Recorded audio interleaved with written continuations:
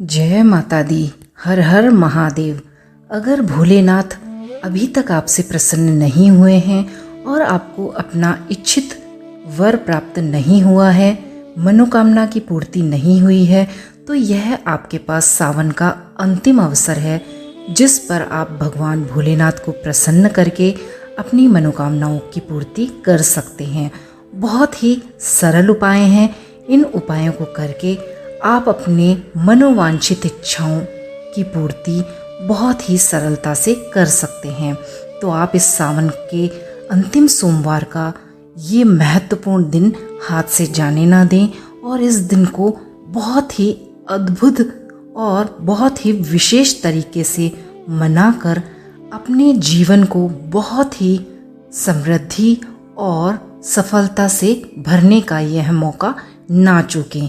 इस दिन आप भगवान भोलेनाथ को प्रसन्न करने के लिए बहुत छोटे छोटे उपाय करिए जिनके माध्यम से भगवान भोलेनाथ का पूर्ण आशीर्वाद आपके ऊपर बरसे और अगले आने वाले सावन तक आपकी स्थिति और परिस्थिति दोनों में बहुत ही अच्छा परिवर्तन हो सके।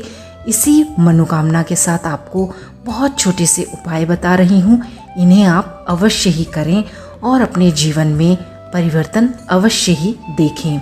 सावन का यह जो अंतिम सोमवार है बहुत ही महत्वपूर्ण और बहुत शुभ संयोगों में पड़ रहा है।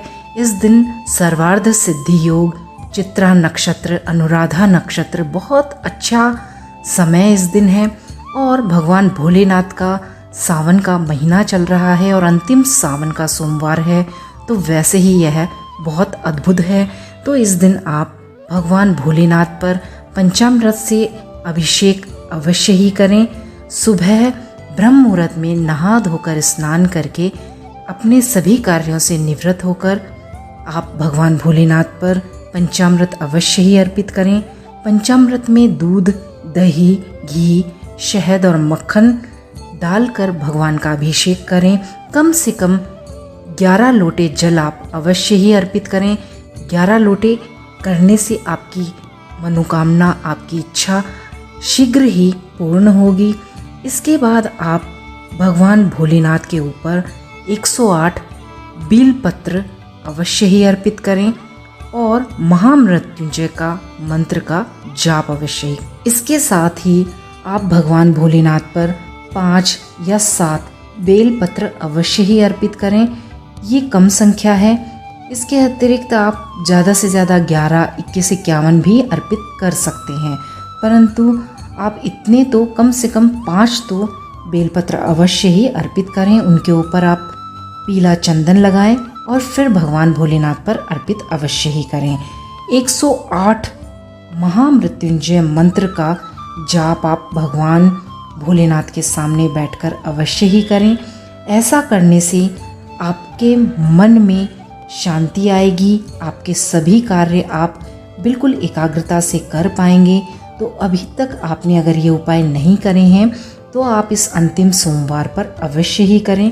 इसके साथ ही आप भगवान का रुद्राभिषेक भी करना ना भूलें। अगर संभव हो तो ये अवश्य ही करें। इस दिन व्रत अगर आप रख सकते हों तो अवश्य ही रखें। जिसने भी अभी तक सोमवार के व्रत एक भी नहीं रखे हों वो भी इस अंतिम सोमवार को व्रत अवश्य ही रखें। कहा जाता है कि सावन के सोमवार में अगर एक भी सोमवार को व्रत रख लिया जाता है और पूर्ण श्रद्धा के साथ भगवान को अपनी श्रद्धा अर्पित की जाती है तो भगवान भोलेनाथ बहुत जल्दी प्रसन्न होने वाले देवता हैं।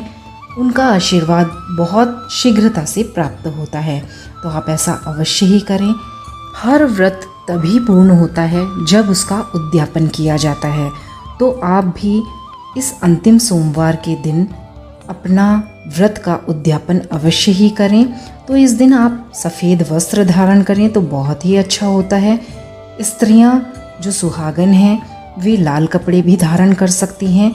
इसके साथ ही भगवान भोलेनाथ को धूप दीप दिखाकर बेलपत्र से जलाभिषेक करके फल, फूल, धतूरा अवश्य ही इस दिन अर्पित करें और फूलों की माला अर्पित करने के बाद उन्हें मिठाई का भोग अवश्य ही अर्पित करें।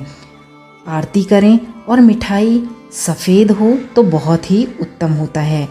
भोग अर्पित करने के बाद आरती अवश्य ही करें। ब्राह्मणों को दान दें, भोजन करवाएं और ज़रूरतमंदों को दान दक्षिणा अवश्य ही दें। ऐसा करने से आपका व्रत पूर्ण होता है और उसका कई गुना फल आपको प्राप्त होगा, क्योंकि इस दिन सर्वार्थ सिद्धि योग भी है। तो जितना आप इस दिन दान पुण्य करेंगे, पशु पक्षियों के लिए दाना चारा पानी रखेंगे, तो आपको कई गुना फलों की प्राप्ति होगी। और सावन में वैसे भी प्रकृति माँ के साथ जुड़ना चाहिए, तो इससे आपको अद्भुत लाभों की प्राप्ति होगी और आपके सभी ग्रह भी इससे बहुत शुभकारी फल आपको देने लगेंगे। तो आप इस तरह से ये छोटे छोटे उपाय इस दिन अवश्य ही करें और व्रत का उद्यापन करें। इस प्रकार से करने से आपके व्रत संपूर्ण होंगे और भगवान भोलेनाथ का माँ पार्वती के साथ आपको आशीर्वाद अवश्य ही प्राप्त होगा। इसी मंगल कामना के साथ कि आपकी सभी मनोकामनाएं भगवान भोलेनाथ के आशीर्वाद से पूर्ण हों, आपसे विदा लेती हूँ और मिलते हैं नई वीडियो में नई जानकारी के साथ। वीडियो पसंद आई हो और चैनल पर पहली बार आए हों तो चैनल को सब्सक्राइब करें, वीडियोस को लाइक शेयर कमेंट करना बिल्कुल ना भूलें। तो चलिए मिलते हैं नई वीडियो नई जानकारी के साथ। तब तक के लिए आप सभी का बहुत बहुत दिल से धन्यवाद। नमस्कार। जय माता दी।